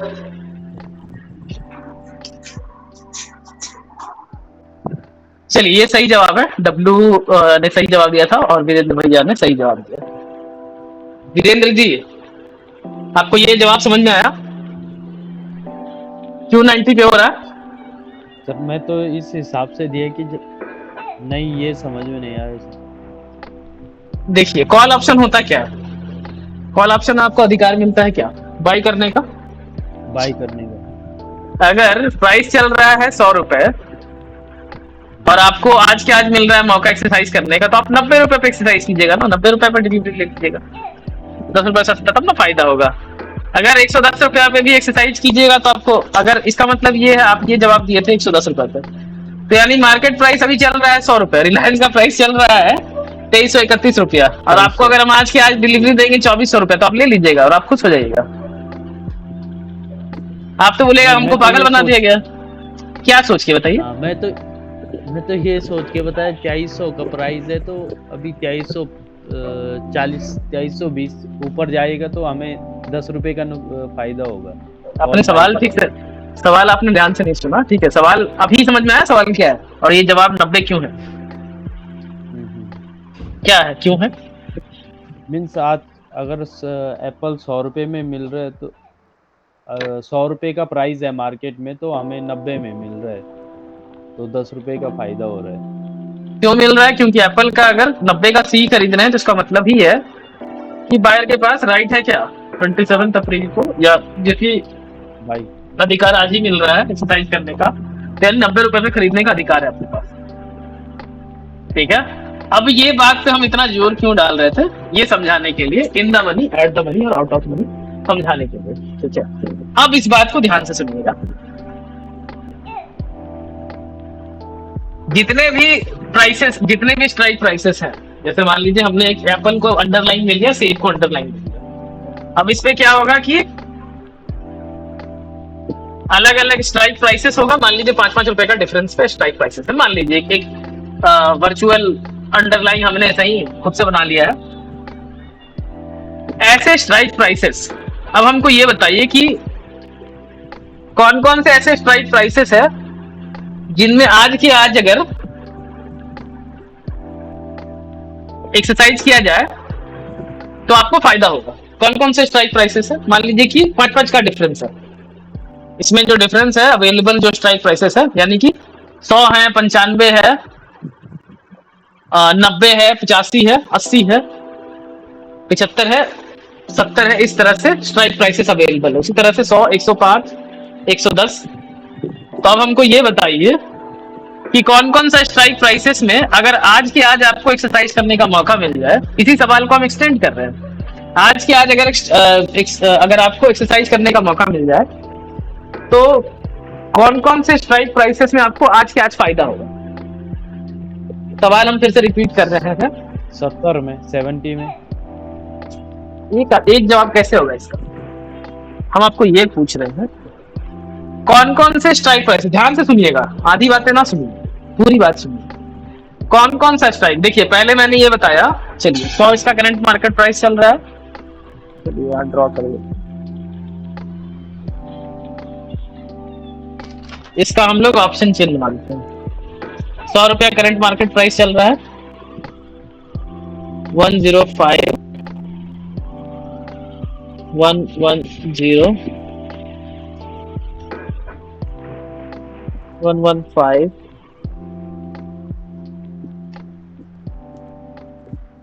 120 सो ऑन, ठीक है। ये सब क्या है? स्ट्राइक प्राइसेस है। उसी तरह से 95 90 85 80 एंड सो ऑन। और आपका जो करंट मार्केट प्राइस चल रहा है वो कितना चल रहा है? 100 रुपए। अब मुझे ये बताइए, सवाल फिर से रिपीट करता हूं, ये एक तरह का सोच लीजिए सस्ता सा ऑप्शन चेन है एप्पल का, सेब का, जहां पे अलग अलग स्ट्राइक प्राइसेस जो है अवेलेबल है। अब मुझे ये बताइए कॉल ऑप्शन में कौन कौन से स्ट्राइक प्राइसेस जो है वो कॉल ऑप्शन में, अगर हमें आज के आज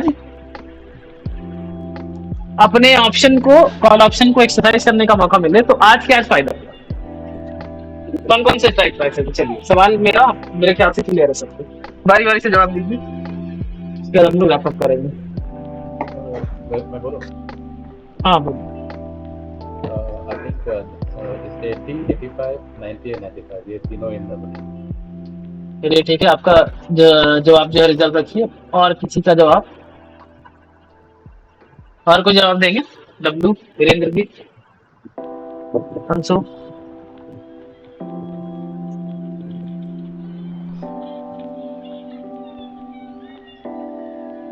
सर सवाल एक बार फिर से पूछेंगे? तो ध्यान से सुनिए बातों को। देखिए मैंने ये कहा कि एप्पल का जो है अलग अलग स्ट्राइक प्राइसेस अवेलेबल है। ये सारे क्या 120 का सी है, सी है, सी है, इसी तरह से सो ऑन, सारे सी है, ठीक है।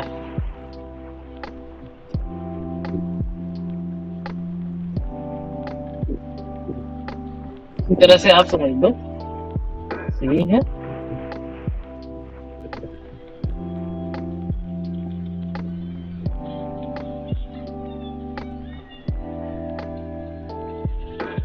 ठीक है, ये सारे कॉल्स अवेलेबल है। मार्केट प्राइस आपको पता है सेब कितने का चल रहा है? फटाफट जवाब दें। 100 का चल रहा है। चलिए ये सारे ऑप्शन चेन है, यानी कि सारा स्ट्राइक प्राइसेस अवेलेबल है। मेरा सवाल ये है कि कौन कौन से स्ट्राइक प्राइसेस हैं जिनमें अगर आपको आज के आज मौका मिलता है एक्सरसाइज करने का तो आपको फायदा होगा। सवाल समझ गए? नहीं समझे तो बताइए कौन कौन से स्ट्राइक प्राइसेस हैं इसमें कि जिनको अगर आज के आज इसका एक्सरसाइज करने का मौका मिल जाए तो आपको फायदा होगा। Call option 80 85। कौन कौन सा बताइए? 80 85। क्यों 80 जी क्यों? क्योंकि करंट मार्केट प्राइस से बिलो है ना, तो हमें इसमें बेनिफिट होगा। 90 नहीं होगा? 90 भी होगा, 95, बट 80 वाले में ज्यादा फायदा होगा। मैंने ये सवाल पूछा क्या आपसे कि ज्यादा किसमें होगा? रिलेट माय क्वेश्चन, ये मेरा सवाल है क्या?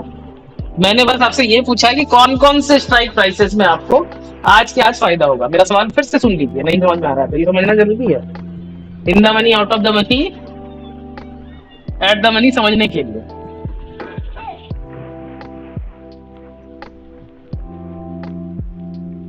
मेरी सवाल समझ में आई आपको?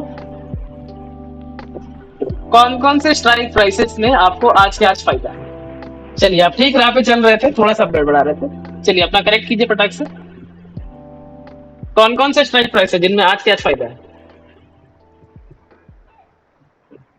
वीरेंद्र जी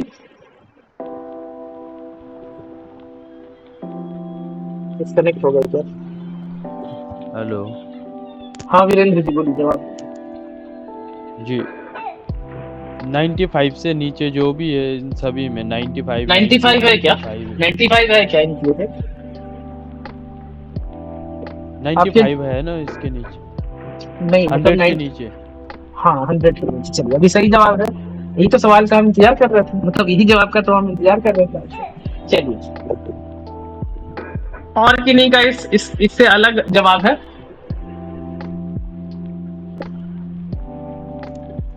इससे अलग जवाब किसी का है?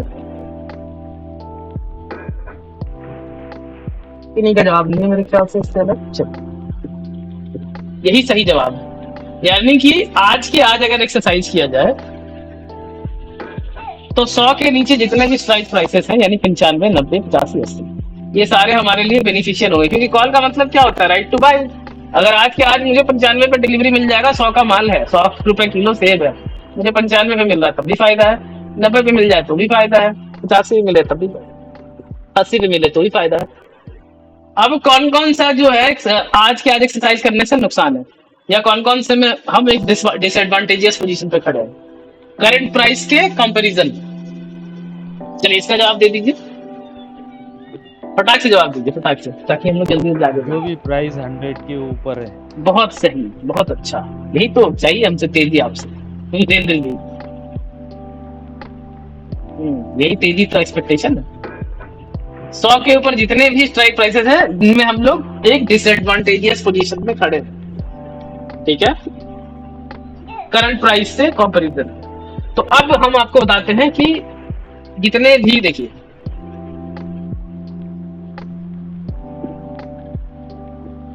जितने भी स्ट्राइक प्राइसेस आज के आज एडवांटेजियस हैं,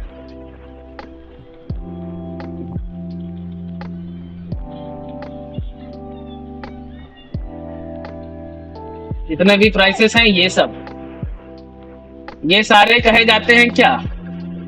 इन the money. These all are called ITM, ठीक है। जितने भी पोजीशंस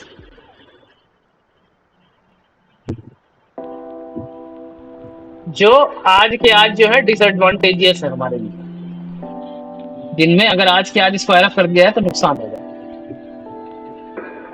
उनको बोलते हैं OTMs, out of the money.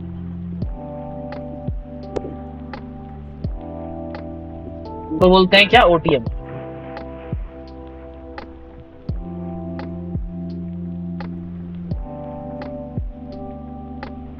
और जो strike price current market price के बराबर होता है उसको हम लोग बोलते हैं ATM, एट दी मनी, ठीक है। ये बात सबको समझ में आया? ये एग्जांपल तो आप लोग सब लोग समझ गए। अब ये एक कॉम्प्लेक्स ये जो कॉम्प्लेक्स कॉन्सेप्ट है थोड़ा सा इनिशियली, हालांकि बाद में उतना कॉम्प्लेक्स नहीं रहता, लेकिन इनिशियली थोड़ा समझने के लिए ओवरवेलमिंग होता है। ये बात आप लोग समझ पाए? हम लोग यहीं पे रैप अप करेंगे, बस ये बात हम सुनना चाह रहे हैं। ये बात आप लोग समझ पाए यहाँ तक? जी। In the money, out of the money, at the money, ठीक है। अब अगर सेब का आप एग्जांपल समझ गए, ठीक है, तो अब हम लोग आते हैं अपने एग्जांपल में, ठीक है। मैंने इसीलिए ऑप्शन चेन हटा दिया, सेब का एग्जांपल इसीलिए लिया ताकि आप लोग ओवरवेल्म ना हो जाए ऑप्शन चेन को देख के। अब क्या है कि चीजें बहुत कॉम्प्लेक्स दिखती हैं यहाँ पे, दुनिया भर का डेटा है यहाँ पे, इससे हम लोग को परेशान नहीं होना है। अब अगर हम लोग रिलायंस का एग्जांपल लेते हैं तो रिलायंस का प्राइस कितना चल रहा है? 2331 चल रहा है, 2331 रुपए चल रहा है। 2331 के नीचे कौन कौन से प्राइसेस है? देखिए मैं आपको एक बार बता देता हूँ, ये सारे prices,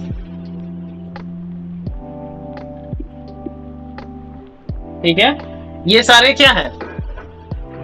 These are all ITM। मतलब अगर आज के आज हमें एक्सरसाइज करने का मौका मिले, अगर 2331 चल रहा है 2340 नहीं होगा,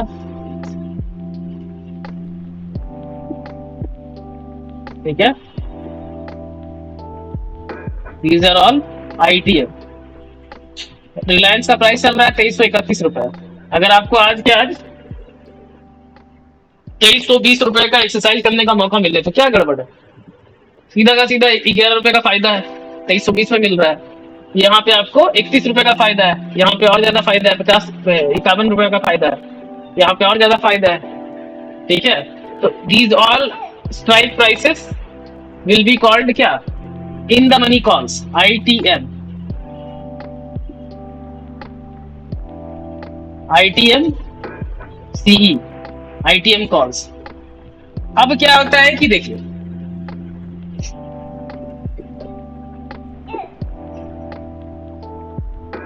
अब यहाँ पे ये होता है कि अभी मैंने बताया एग्जाम्पल में कि एट द मनी क्या होता है? प्राइस के बराबर होता है, ठीक है। कोई भी स्ट्राइक प्राइस अगर करंट मार्केट प्राइस के बराबर इक्वल टू CMP अगर है, तब जाके उसको क्या बोलते हैं? ATM बोलते हैं, एट दी मनी बोलते हैं। ये चीज अभी आपको बताया गया डेफिनेशन के अनुसार। लेकिन देखिए, ऐसा बहुत कम समय के लिए होता है, क्योंकि हमेशा जो स्टॉक का जो प्राइस है वो जरूरी नहीं है कि एक राउंड फिगर पे अटका रहे, ठीक है। एक राउंड फिगर पे अटका रहे, यानी कि एट द मनी। अब क्या है कि 2331 पे चल रहा है प्राइस। अब 2330 का कोई या 331 का कोई स्ट्राइक प्राइस अवेलेबल है नहीं। 2331 का कोई स्ट्राइक प्राइस यहाँ आपको दिख रहा है? नहीं दिख रहा है। तो हम लोग क्या करते हैं कि जो 2331 से सबसे नियरेस्ट वाला है, कौन सा नियर है बताइए जरा? 2340 सबसे नजदीक है, कहे कि 2320 से भी क्या है, 11 का डिफरेंस है, यहाँ से 9 का डिफरेंस है। यानी 2340 जो है, जो सबसे नियरेस्ट है करंट मार्केट प्राइस से, उसको हम लोग ATM मान लेते हैं, ठीक है, समझने के लिए एट दी मनी मान लेते हैं, ठीक है। हालांकि ये अगर एब्सोल्यूट टर्म में बात किया जाए तो ये क्या है? OTM है, क्योंकि 2331 से क्या है, बड़ा है। आज के आज अगर एक्सरसाइज किया जाए तो क्या होगा? हमको 9 रुपए का नुकसान होगा। लेकिन हम समझने के लिए ट्रेड जब हम लोग करते हैं, ATM OTM जब हम लोग इस तरह का टर्मिनोलॉजी का इस्तेमाल करते हैं, तो अपनी समझदारी के लिए हम लोग क्या करते हैं? अपनी समझदारी के लिए हम लोग जो नियरेस्ट स्ट्राइक प्राइस होता है उसको ATM मान लेते हैं। ये बात क्लियर है? इसमें कोई कंफ्यूजन किसी का? अभी क्या अभी बोलिए, ठीक है। लेकिन आइडियली क्या होना चाहिए था कि जब 2340 अगर प्राइस चल रहा है तो 2340 वाला जो है वो ATM कहलाएगा। लेकिन 20-20 का डिफरेंस है ना, 2320 है, 40 है, यानी कि 20-20 का डिफरेंस आप यहाँ पे देख पा रहे हैं। हर एक स्ट्राइक प्राइस अवेलेबल होता नहीं है। निफ्टी में भी 50 का डिफरेंस होता है, बैंक निफ्टी में 100 का डिफरेंस होता है। ये बात क्लियर है? अब हम लोग क्या बात कर रहे थे, देखिए ये आपका जो है वो ATM हो गया। This is your ATM at the money. At the money call हो गया क्या? सी। ये ऊपर वाले जितने भी हैं ये सारे हो गए ITM। ITM calls, ATM call. और इसके ऊपर वाले जितने भी डिसएडवांटेजियस पोजीशन में है करेंटली, अगर एक्सरसाइज किया जाए, these all are called OTMs। OTM calls. यहां तक बातें क्लियर है? यहां तक बातें क्लियर है तो फिर हम अगले क्लास में मोस्ट प्रोबेबली फ्राइडे को छुट्टी है, गुड फ्राइडे का, तो फ्राइडे को हम लोग फिर से रिज्यूम करेंगे और फ्राइडे को हम लोग पुट ऑप्शन का आईटीएम, एटीएम, ओटीएम के बारे में जानेंगे, यानी कि मनी इन्वेस्ट के बारे में जानेंगे।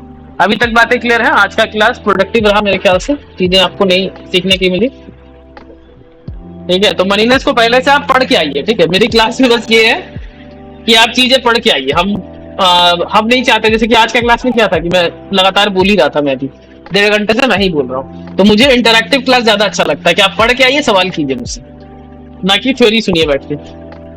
इससे क्या होगा, क्लास भी जो है बहुत तेजी से बढ़ेगा और आपका अंडरस्टैंडिंग बहुत बढ़िया होगा।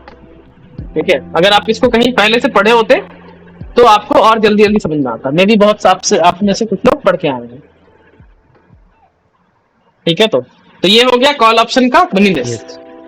अब हम लोग अगले क्लास में पुट ऑप्शन, किसी का कोई सवाल है अभी तक? आज हम लोग या क्या बोलते हैं, आज जितना भी पढ़े या आज के पहले जितना भी पढ़े थे उससे रिलेटेड अगर किसी का कोई सवाल है तो 5 मिनट में हम लोग क्वेश्चन एंड आंसर कर लेते हैं। उसके बाद we will call it a day. चलिए वीरेंद्र भैया, मेरे को बस समझ में आ गया। राहुल आज तुमको कोई खास समझ में आया नहीं होगा, क्योंकि थोड़ा थोड़ा समझ में आया था, बहुत मतलब बेसिक था, तो समझ में तो आया, सही बोलूं तो। हाँ नहीं, अच्छी बात है, समझ में आया तो डेट इज गुड। लेकिन क्योंकि तुम बीच से कहीं मेरे ख्याल से इसके पहले वाला पता नहीं सेशन सारा देखे हो कि नहीं देखे हो? इससे पहले वाला मिस करा था मैंने। हाँ मिस कर रहे थे। देखो अब क्या है कि तुम देखो स्विंग ट्रेड करते हो, हमको जहां तक पता है स्विंग ट्रेड करते हो। देखो ऑप्शन से होता क्या है ना, मैं भी स्विंग ट्रेड करता हूँ, पैसा इन्वेस्ट करता हूँ। ऑप्शंस तुम्हारे लिए इंपॉर्टेंट इसीलिए है क्योंकि तुम इससे ना ऑप्शन सेलिंग के थ्रू खासकर एक रेगुलर इनकम क्रिएट कर सकते हो। जो भी तुम्हारा XYZ कैपिटल है, ठीक है, उससे तुम 2-3% का रिटर्न क्रिएट कर पाओगे। समझे? तो ये चीज के लिए हम तुमसे बात करना चाह रहे थे, बाकी लोग भी सुन सकते हैं कि आप जिस भी फॉर्मेट में करते हैं, चाहे आप इन्वेस्टर हैं, आप लोग में से सभी लोग इन्वेस्टर हैं जितने लोग भी अटेंड कर रहे हैं क्लास या जो यूट्यूब पर मुझे सुन रहे हैं। ठीक है, तो उसमें क्या है कि आप अपने पोर्टफोलियो से जितना भी आगे हम स्ट्रैटेजीज के बारे में जब बात करेंगे तो उन स्ट्रैटेजीज का इस्तेमाल करके आप, जैसे कि देखिए होता क्या है ना, साइकोलॉजी थोड़ा सा 5 मिनट बात कर लेते, एक्सटेंड कर लेते सेशन, क्योंकि जब तक वाई क्लियर नहीं होगा ना, जैसे कि राहुल जो है स्विंग ट्रेड करता है, तो हम लोग भी क्या है कि आप लोगों में से सभी लोग इन्वेस्टर है, आपका कोई पोर्टफोलियो है स्टॉक का। अब क्या होता है कि उसी स्टॉक को ऑप्शन सेलिंग में होता क्या है ना कि ऑप्शन सेलिंग में आपको कैश देने का जरूरत नहीं होता है। आप अपने पोर्टफोलियो के स्टॉक को ही प्लेज करके आप जो है उसको री इन्वेस्ट कर सकते हैं यूजिंग ऑप्शन सेलिंग, और ऑप्शन सेलिंग का इस्तेमाल करके आप 2-3% का रिटर्न क्रिएट कर सकते हैं सेफ। ठीक है, गारंटीड नहीं होता है, लेकिन आप मतलब कि साल में 8 या 10 महीने 8 से 11 महीने आप क्रिएट 2 से 3% का महीने का रिटर्न क्रिएट कर सकते हैं अगर आपको ऑप्शन सेलिंग आता है तो। ठीक है, तो इससे फायदा क्या होता है इन्वेस्टर्स को कि आपको बर्नआउट नहीं होता है। ठीक है, आपका जो भी एक्सपेंसेस होता है आप अपने पोर्टफोलियो में से ही ड्रॉ आउट कर लेते हैं। आपका कुछ पोर्टफोलियो है, ठीक है, 3-4 स्टॉक है मान लीजिए, उसमें 4 स्टॉक्स है, तो नॉर्मली क्या करते हैं हम लोग इसको प्लेज कर देते हैं। इसको प्लेज करके मार्जिन अवेल करते हैं ब्रोकर से, वो भी इंटरेस्ट फ्री। ठीक है, जो मार्जिन हमें मिलता है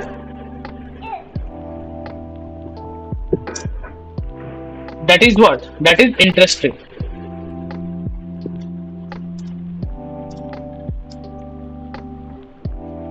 इंटरेस्ट फ्री होता है।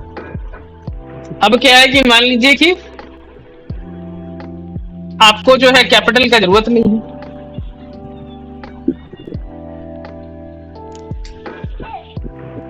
आपको जो है ऑप्शन सेलिंग में यानी ऑप्शंस में ट्रेड करने के लिए कैपिटल का जरूरत नहीं है।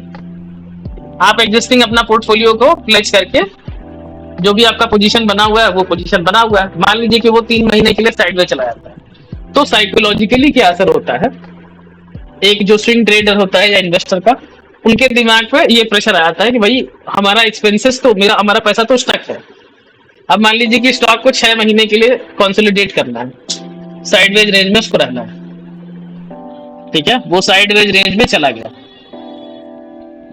अब इस साइडवेज रेंज में क्या होता है कि दिमाग का दही हो जाता है एक ट्रेडर का। वो मेरे साथ भी पहले होता था जब हम ऑप्शन सेलिंग नहीं करते थे, लेकिन अब मेरा दिमाग जो है वो चिल्ड हो जाता है, क्योंकि मेरा जो कैश फ्लो है, ठीक है, कैश फ्लो जो है वो ऑप्शन सेलिंग से क्रिएट हो जाता है। अब ऑप्शन सेलिंग के लिए क्या है कि हमको एडिशनल कैपिटल का जरूरत पड़ता नहीं है, सेम ही कैपिटल में मेरा स्टॉक्स जो है वो खड़ा है। अब इसी को प्लेज करके हम क्या कर रहे हैं, ऑप्शन में पोजीशन बना हुआ है मेरा, और उससे मेरा लगातार थोड़ा थोड़ा कैश फ्लो आ रहा है, 1%, 2%, 3% महीने का लगभग आ रहा है। इस महीने लॉस भी होता है, लेकिन ये थोड़ा थोड़ा पैसा जो है वो आ रहा है। इससे होता क्या है कि दिमाग के ऊपर जो स्ट्रेस है वो नहीं होता, और आप स्विंग ट्रेडिंग में भी अच्छा कर सकते हैं, क्योंकि आपके ऊपर बर्डन नहीं है कि भैया आप परेशान नहीं हो रहे कि भाई ये साइडवेज है, ये 4 महीना और भी साइडवेज चला जाएगा तो आपको कोई बहुत ज्यादा टेंशन होगा नहीं, ठीक है। तो आप ब्रेकआउट के लिए आराम से वेट कर सकते हैं, ठीक है, क्योंकि ये जो पीरियड है इस दौरान आपको ऑप्शन सेलिंग से लगातार इनकम आ रहा है, चाहे आप इन्वेस्टर हैं चाहे आप ट्रेडर हैं, जो भी है, ठीक है। तो इसीलिए मैंने राहुल को भी सजेस्ट किया था कि ऑप्शन सेलिंग सीखिए। थोड़ा सा कॉम्प्लिकेटेड होता है इनिशियली, लेकिन अगर आप सीख जाते हैं तो दैट इज वर्थ वाइल, ठीक है। आप YouTube पे भी बहुत सारा वीडियोस हैं, और हम भी बताने का कोशिश कर रहे हैं। YouTube पे भी सारा बेसिक टू एडवांस सारा बेसिक वीडियोस जो है वो सारा कुछ है। तो यहाँ पे मेनली आपको जब जो बेसिक वीडियोस है, जो बेसिक जो है वो मेरे ख्याल से 1-1.5 सप्ताह में खत्म हो जाएगा। उसके बाद हम लोग एडवांस के ऊपर बात करेंगे कि स्ट्रैटेजीज कैसे डिप्लॉय करते हैं, ठीक है। तो स्ट्रैटेजीज जो होगा वो प्राइवेट वीडियो होगा, वो पब्लिकली यूट्यूब पे अवेलेबल नहीं होगा, वो केवल उसका मतलब वो अनलिस्टेड वीडियोस होगा, वो मैं आपको भेज दूंगा, ठीक है, आपको अवेलेबल। तो वो चूंकि मतलब मेरे जो पेड कोर्सेस है उसका पार्ट है, जो एडवांस स्ट्रैटेजीज है हम आपको जो अभी तक बता रहे हैं, that is all available on various YouTube channel, ठीक है। वही बेसिक्स जो है वो अवेलेबल है सारा यूट्यूब चैनल पे, वही आपको बता रहे हैं। तो बेसिक्स मेरा भी जो है यूट्यूब क्या बोलते हैं, मेरा जो यूट्यूब चैनल है उस पर अवेलेबल होगा, और जो एडवांस होगा वो आप लोग जो अभी लाइव सुन रहे हैं उनको अवेलेबल होगा फ्री ऑफ कॉस्ट, ठीक है, अनलिस्टेड लिंक्स अवेलेबल होगा। बाकी जो क्या बोलते हैं जो यूट्यूब के व्यूअर्स हैं उनके लिए पेड होगा, ठीक है, ये चीज है। तो राहुल समझ पाए कि क्यों हम सजेस्ट कर पा रहे थे तुमको हाँ, कि ये सही में बहुत इम्पोर्टेंट है, और ये एकदम टोटली मेरे केस से रिलेट करता है, क्योंकि मेरे साथ होता है कभी कभी, जैसे मैं अब ट्रैप हो जाता हूँ तो अब है ना, it can be like 2 months 4 months, may extend up to 6 months 7 months। तो तब तक के लिए कैश फ्लो तो बहुत इम्पोर्टेंट होता है, क्योंकि खर्चे तो चलेंगे, खर्चे तो सबके होते हैं। हाँ, तो ये एक बहुत बड़ी प्रॉब्लम है जो मैं फेस कर रहा हूँ, जो एक्चुअली मैं राइट नाउ अभी जो फेस कर रहा हूँ। हाँ नहीं, मैं समझ रहा हूँ, क्योंकि मार्केट जो है स्विंग ट्रेडर्स के लिए थोड़ा सा अभी डिफिकल्ट टाइम चल रहा है। लेकिन देखो, अब अगर तुम ना ये इसको अगर ऑप्शन सेलिंग के साथ कंबाइन कर लेते हो अपना ट्रेडिंग को, तो तुम्हारा एक कैश फ्लो हमेशा क्रिएट होता रहेगा, ठीक है, 2-3% का। तो ये जो होता है ना, तुमको परसेंटेज बहुत कम लगता है देखने में, ठीक है, लेकिन तुम्हारा जो एक्चुअल रिटर्न है that is being generated from your swing trades, ठीक है, लेकिन वो रेगुलरली नहीं आता है।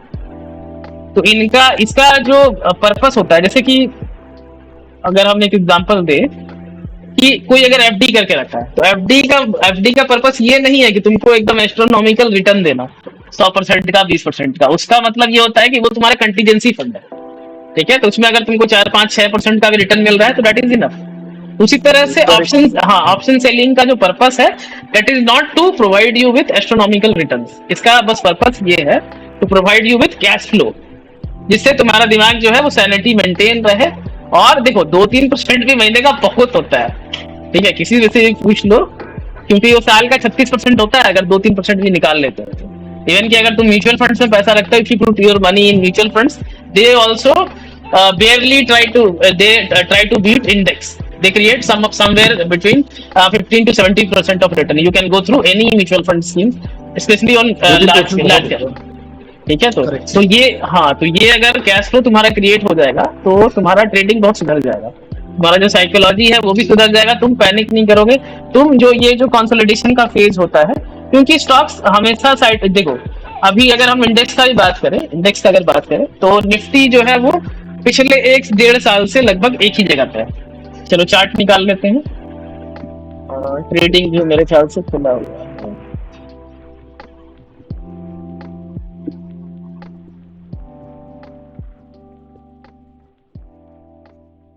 ठीक है। निफ्टी का अगर हम चार्ट लगा लेते हैं, वीकली चार्ट, बस 10 बज गए, हम लोग रैप अप कर लेंगे। ये एक इम्पॉर्टेंट चीज है, हम लोग अभी डिस्कस कर रहे हैं कि व्हाई, क्या पर्पस होना चाहिए ऑप्शन सीखने का, क्यों ऑप्शन सीखना जरूरी होता है। ठीक है, ये देखिए वीकली चार्ट है। अगर आप देखेंगे कि हम लोग जो था जो हाई बनाया है मार्केट में, वो 2021 11 अक्टूबर 2021 को जो हाई बनाया था मार्केट में 18,627, वो अभी तक जो है 21 से 22 हो गया, 22 से 23 हो गया, यानी कि कुछ समय में, तो कुछ महीनों में ये 2 साल हो जाएगा और इसी रेंज में। तो इसमें कोई पैनिक करने का जरूरत नहीं है। ठीक है, मार्केट्स जो होते हैं ना वो हमेशा सीधी लाइन में ऊपर की तरफ नहीं जाते हैं। और आप भी राहुल, तुम भी मेरे ख्याल से ये कोरोना के टाइम में ही स्टार्ट किए, तो उस समय थोड़ा सा एक परसेप्शन गलत दिमाग में बना होगा कि मार्केट ऊपर ऊपर ही जाता है, लेकिन मार्केट का ये नॉर्मल सा टेंडेंसी होता है कि एक बहुत एक्सटेंडेड टाइम तक 3 साल 4 साल तक के लिए भी वो साइडवेज में रह सकता है मार्केट।